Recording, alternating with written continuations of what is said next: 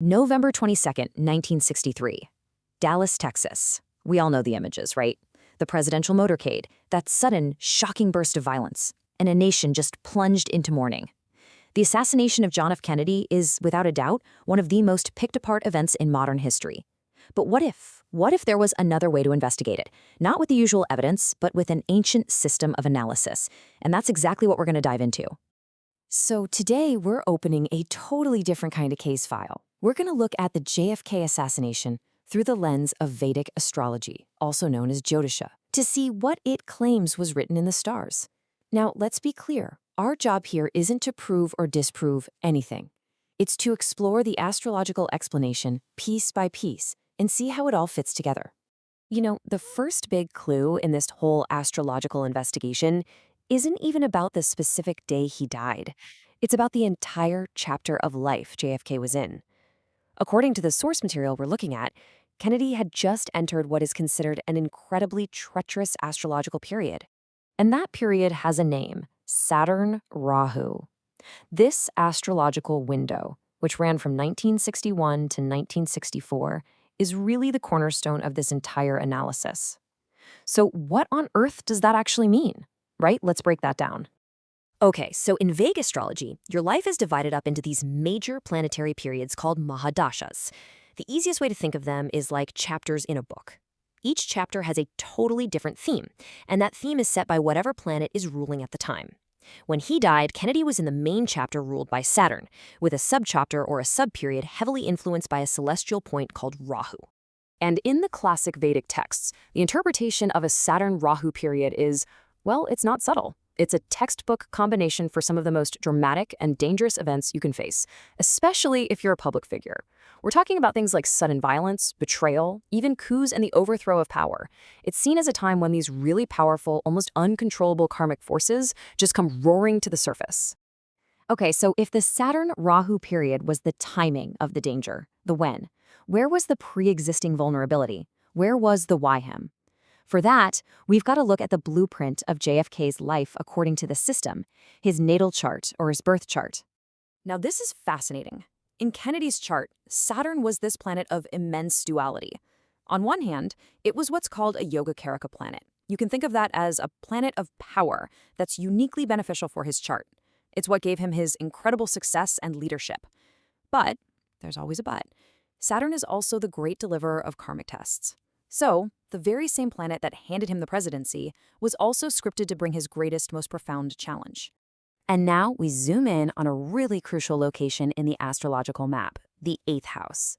In this system, the 8th house is all about the deep, dark, hidden parts of life. We're talking death, we're talking secrets, conspiracies, you name it. Any analysis of a death like this is going to look here first. And according to this analysis, JFK's 8th house was uniquely potent, so stick with me here. It was ruled by the planet Venus. Now, in this system, certain planets get designated as Maraka or killer planets based on a person's specific chart. For Kennedy, Venus was one of them. And to make things even more intense, Venus was located inside its own dangerous house, right alongside Mercury, which was also acting as a functional killer planet in his chart. So the big takeaway here is that the potential for a violent end was already a significant risk factor baked right into his chart's foundation.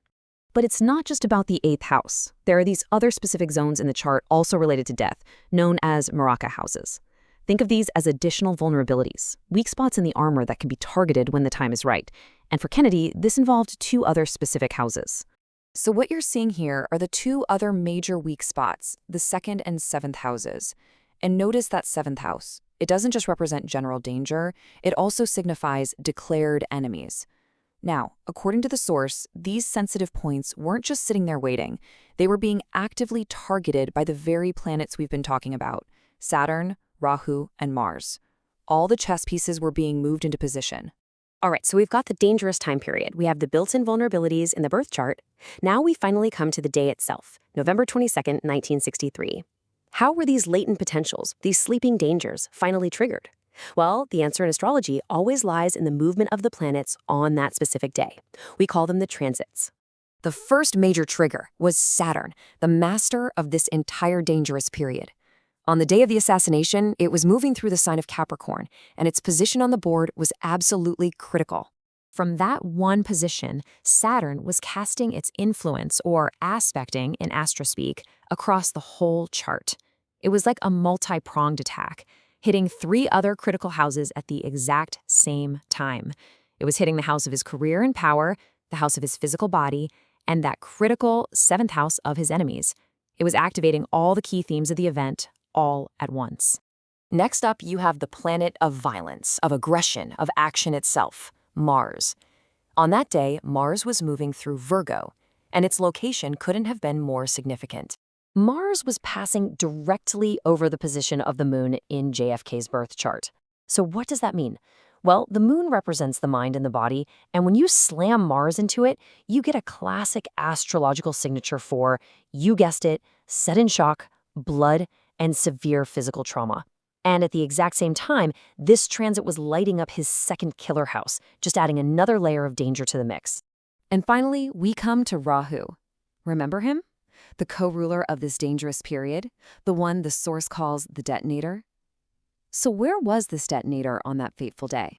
Rahu was moving right through Kennedy's 10th house, the house of career, of public status, of authority. And the astrological meaning for Rahu transiting this specific house is just chillingly specific. It signifies political assassination, betrayal, and the overthrow of power. It was a direct astrological hit on his very position as president.